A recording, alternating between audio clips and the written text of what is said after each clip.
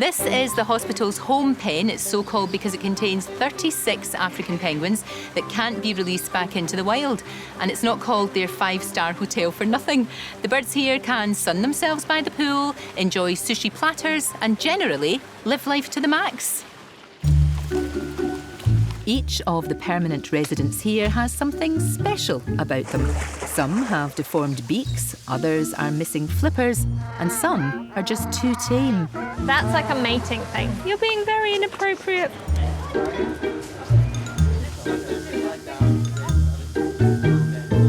Rocky, a northern rockhopper, is the queen bee on the block.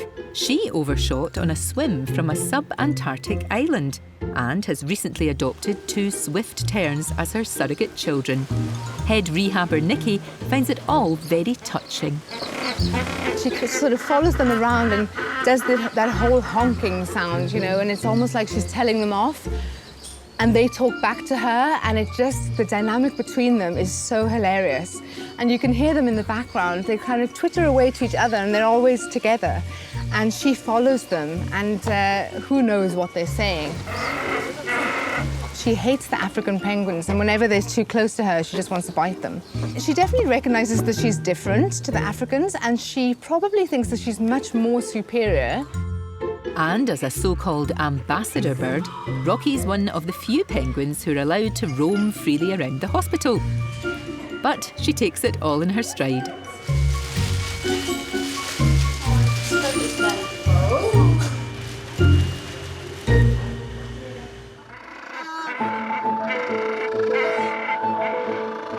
It's really just like a soap opera. You come in here and any given day and someone will be up to something. You can literally sit in here and just watch them. You obviously have to get to know their personalities and get to know who's who, because to the normal person, they all look the same. This is Shadow. She's paired up with Beak Boy, and his beak is pretty ugly and it kind of crosses over like that.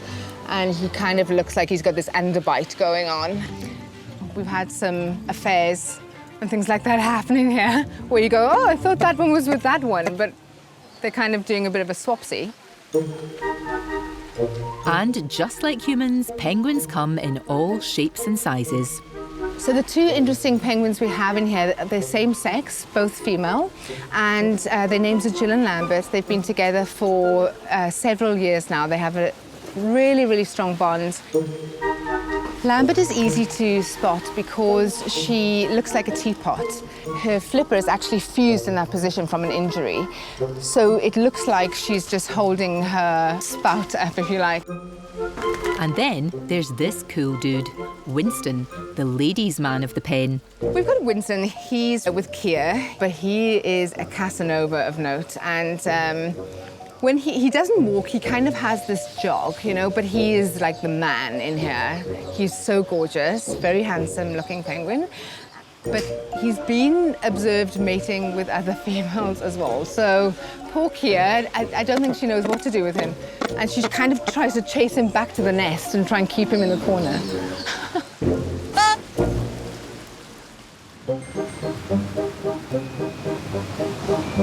As well as the 36 permanent penguins in home pen, there can be as many as 300 others going through the rehab process at any one time.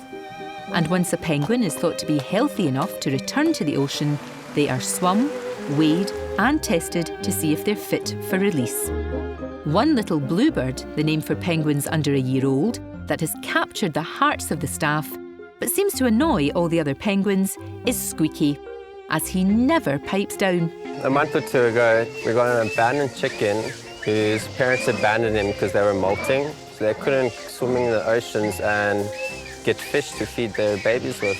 He's very vocal. He's more vocal than chicks that have hatched here and have never seen the wild. Every so often we do encounter a bird like this, and we try and take a step back and give it no extra attention whatsoever. It's a good sign that Squeaky is so vocal, as it shows he's healthy.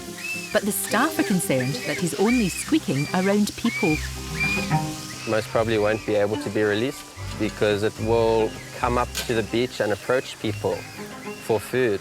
I'll feed him in a moment. He just wants love and food, so that's why he's doing that, because he wants food, he's hungry. He just cries all the time and comes over and tries to, kind of a bit of a pain, because he tries to get in your way while you're trying to do something else. It's quite heartbreaking to push them away, because they just want some love, but we can't give them any love. Otherwise they won't be wild penguins anymore. But constant shrieking isn't Squeaky's only problem. He's also developed a severe condition called bumblefoot due to walking on unnatural surfaces. The staff do their best to treat it, but it's a race against time to get little Squeaky back to the ocean before it's too late.